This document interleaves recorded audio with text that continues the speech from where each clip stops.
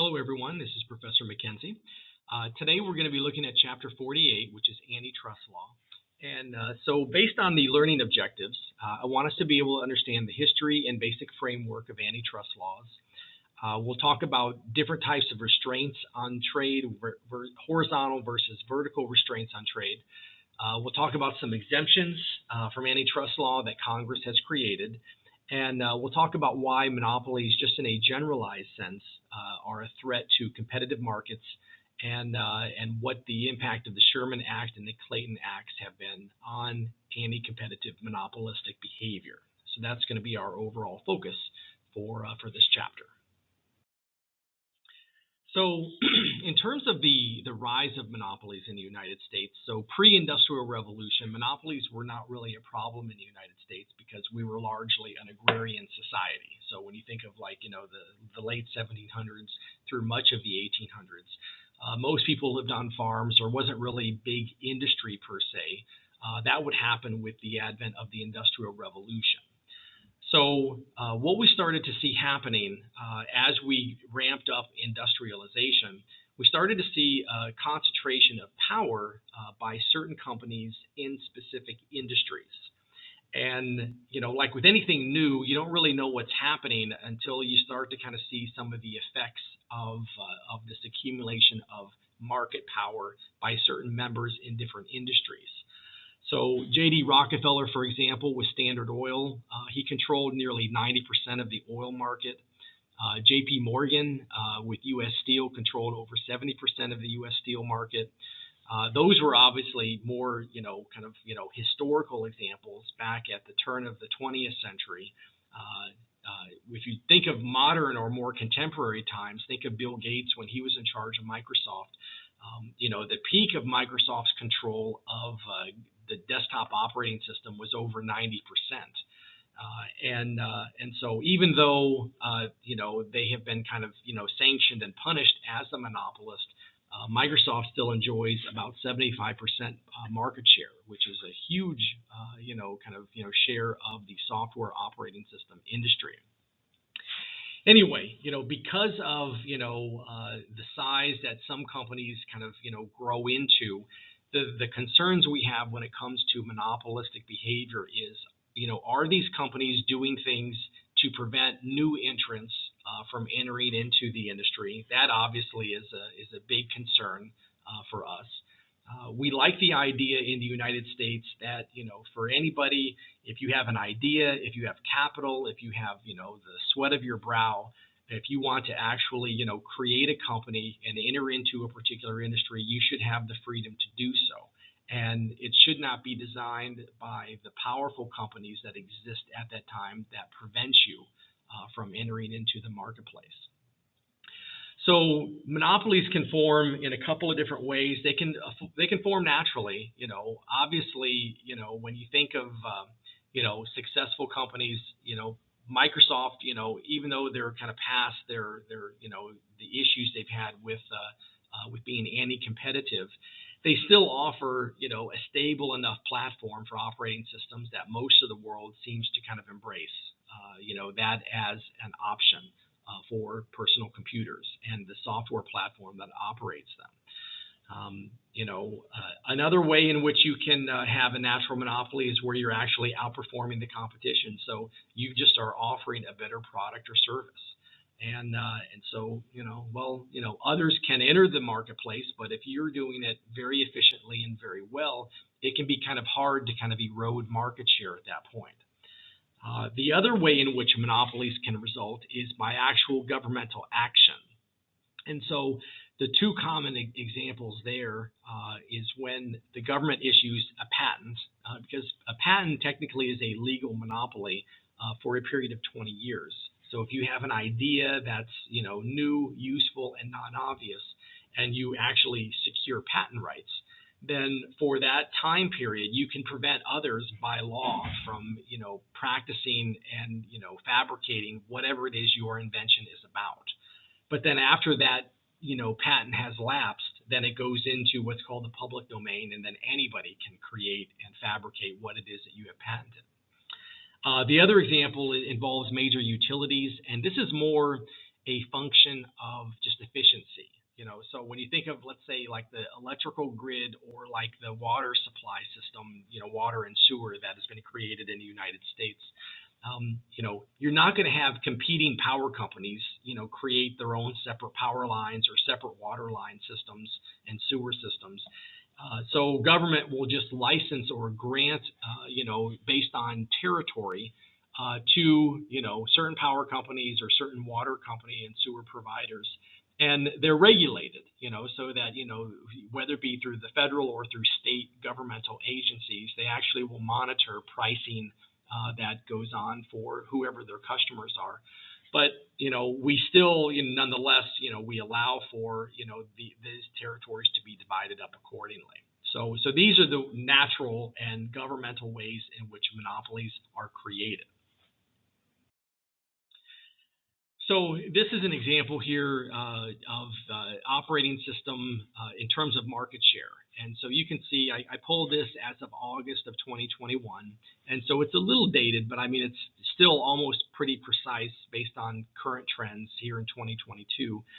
Windows, 3/4 market share, lion's share of the operating system environment.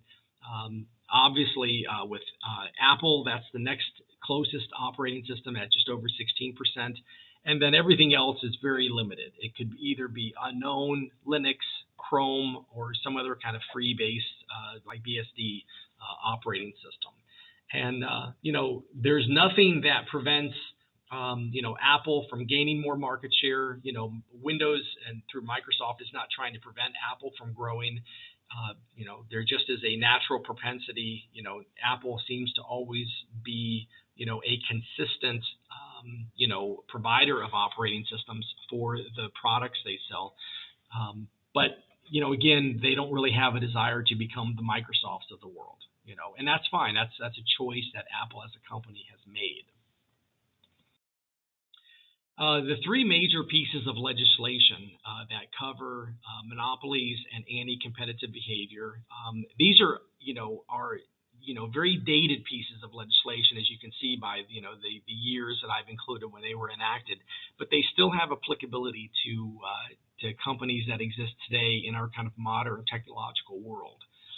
So the first piece of antitrust legislation was the Sherman Antitrust Act back in 1890, and this prohibits the conspiracies and the restraint of trade and the monopolization of trade.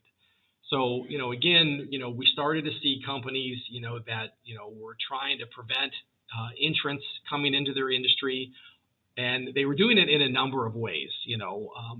Part of what the Sherman Antitrust Act was trying to address was, if you had maybe, if you were, let's say, creating oil and you had like refineries and you had a network of maybe in the supply chain, if you were the dominant, kind of like party or, company in the industry at the time, you would tell those in the supply chain, don't deal with any new entrants. If you do, I'm going to take my business elsewhere. And so Sherman Antitrust Act prevented those types of agreements from happening. The Clayton Act, this was in 1914, so years later, deals with the prohibition of mergers and acquisitions of assets of other companies that would give rise to less competition and increase the chances for a monopoly from forming. So, one way in which you can try and grow your company is through sales. You try and sell, better product, a better service.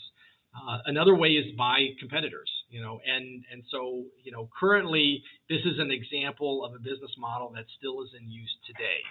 The idea that it's like, well, I'm going to, buy a competitor out, and then I will kind of assume their territory, their number of locations, their customer base, ideally. This act also prohibits price discrimination by both buyers and sellers. So, whether it's horizontal, between competitors, or vertical, between suppliers and customers. There are some exceptions, and I'll get to those exceptions in an upcoming slide. But, generally, this is what the Clayton Act deals with. And then the last one is from 1936. That's the Robinson-Patman Act. This involves price discrimination, so charging different prices to buyers for similar goods and/or services. Again, if it's giving rise to a monopolistic kind of concentration of market power, that is the focus for Robinson-Patman. This is a visual way to kind of look at the Sherman Act, so, either it's in the restraint of trade versus monopolization, and then the Clayton Act in terms of price discrimination and tying. I'll talk about tying. There's a modern example with Microsoft. That's a great example of tying, but I'll get to that in just a few minutes. But this is a good visual way of kind of processing, like, okay, what do these kind of major pieces of legislation, where do they kind of fit in the overall kind of like protection from monopolistic and anti-competitive behavior in the marketplace. So when we're talking about horizontal restraints on trade, so in a little bit more detail, so price fixing restraints, this can be done through either agreements, maybe exchanging price information, or controlling output. Normally, we obviously don't want that to happen. Non-price horizontal restraints could be allocating territories. It could be exclusive agreements or maybe boycotts. Vertical restraints, we're talking about maybe the resale price maintenance and possible tying, as well as non-price vertical restraints, again, exclusive deal agreements, allocating territory and customers. Again, exemptions if you're in a regulated industry, so banking, transportation, communications, energy. If you're organized labor, that is, as defined under Clayton, is not a commodity or an article of commerce. So when you think of like unionized efforts, so even though normally we don't want boycotts, sometimes unions, they do that as a leverage tool in dealing with management, and that's okay under Clayton Act. And then again, insurance companies, like other kind of key industries, regulated by state government. So again, these are all kind of like different facets of restraints on trade that we're trying to deal with through the different pieces of legislation that have been acted over time. Regarding the regulation of prices and in terms of like permitted price discrimination, because normally we don't want price discrimination to occur, but there are some examples that are considered exceptions. So if you have closeout goods, I think of automobiles as like a great example of this. As you get near the end of maybe your year inventory, like whatever your year's model is, like let's say of a vehicle, you might want to discount prices to kind of move that inventory so that you can make room for the new or upcoming year's inventory. So that's okay, in terms of price discrimination. If there is an actual difference in quality, so think of traditional food products versus maybe organic food products. Organic food products are usually more expensive because there's a difference in quality there. Bulk discounts, if you're going to buy like multiple options of multiple items of something, if a retailer wants to offer you a discount for that, that's fine. Or if you're meeting a competitor price. So that's always, considered to be very pro-consumer. So those would be examples where normally we don't want companies to engage in price discrimination, but if they do in these specific instances, then that's going to be permitted under federal law. In terms of monopolies and combinations, market share is not necessarily dispositive that you are a monopolist. I mean, Microsoft right now still is at 75%, so that's a lion's share of the operating system market share. But they're not doing anything actively to prevent new entrants from creating their own operating system. So if you have a large market share, you're going to be on the radar map, of concern by lawmakers and regulators. But that doesn't necessarily mean that you are a monopolist. They would have to do some inquiry and some investigation to make a determination like that. Tying, and this is the great case with Microsoft that I'll give an example of. This is where you want to buy one product or service, and you can't not buy it without getting another supplemental or ancillary product or service. In the 1990s, when the internet started to kind of flourish as like a consumer thing, Microsoft, what they did was they had on their operating system. So if you bought a desktop computer or a laptop computer, in your initial boot up, you kind of agree through all the terms, terms of agreement or terms of use, and once you got to the desktop, so your computer was up and running. Everyone noticed usually on one side of the screen there was a series of icons. And so, it would say like, recycle bin or garbage can, my computer, and then there would always be Internet Explorer. And, if you were not savvy, as a computer user, you would see Internet Explorer and you're like, well, okay, that sounds like if I want to go on the internet, I click on that, and that's what a lot of users did. And so that was their web browser of choice. There did exist other competitors. There was Opera back then in its early stages, even though it wasn't very user-friendly, it still existed.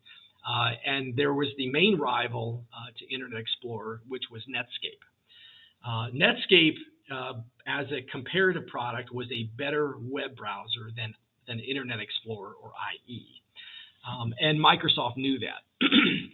And so when they required computer sellers who installed Microsoft operating system, they also required those computer manufacturers to make sure that IE was installed on the desktop, so that you could use Netscape, but if you wanted to use Netscape, you had to actually buy it as an aftermarket software purchase. And I remember seeing it in stores for sale, and it was usually anywhere from $20 to $40 depending on the year. And most users, people who bought computers, they weren't really savvy with the internet, and so they just kind of muddled through and they kind of made do with Internet Explorer, and Netscape suffered as a result. Netscape intentionally was, the target by Microsoft because they were very fearful of some of the technologies that Netscape was trying to kind of create with its web browser. Just as a kind of like an interesting side story, Netscape, they had a vision that the computer would be like your television set, that you would kind of just turn it on and everything that you wanted to do was going to be online on the internet. And so you didn't really need to have a software operating system running in the background to operate your computer. You just needed a web browser that could just get you launched into the internet. And so it was a very streamlined approach. And the thought was that if you want to play games, if you want to write documents, send email, you could do everything through the internet. The problem with Netscape's vision is that what they had envisioned essentially was cloud computing, and they were about 10 years too early. The bandwidth and the infrastructure and the architecture of the internet really could not support the vision that Netscape had. And so because of what Microsoft did in terms of their intentional placement of IE on the desktop, they really forced Netscape to eventually offer their product for free, and then at that point they just ended up going out of business, which was very unfortunate. But that was the fear that Microsoft had.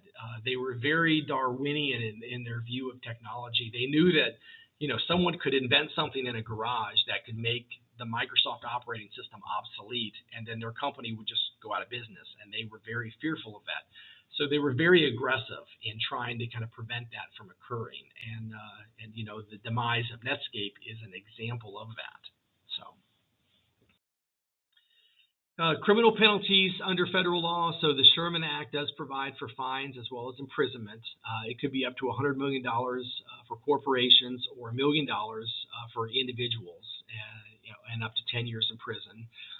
You can also seek treble damages, so that usually is 3 times your actual damages, as well as being the subject of a class action lawsuit, which by the middle of the 1990s, going into the late 90s, Microsoft was being pursued by the Federal Department of Justice as well as 32 state attorney generals in a joint kind of like class action lawsuit that alleged they were a monopolist.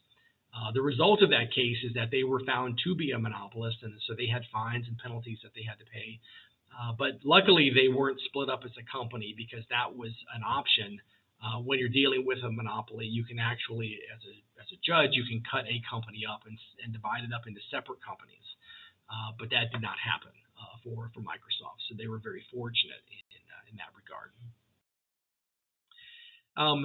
Some updated legislation. So obviously we talked about some of the more antiquated laws, even though they still have applicability. Hart-Scott-Rodino Antitrust Improvements Act. This was passed in 1976. This actually requires reporting for companies that are seeking to engage in a merger. And so it has to be reported to the Federal Trade Commission, and it's based on the dollar value of the transaction. So it has gradually been increasing since 1976.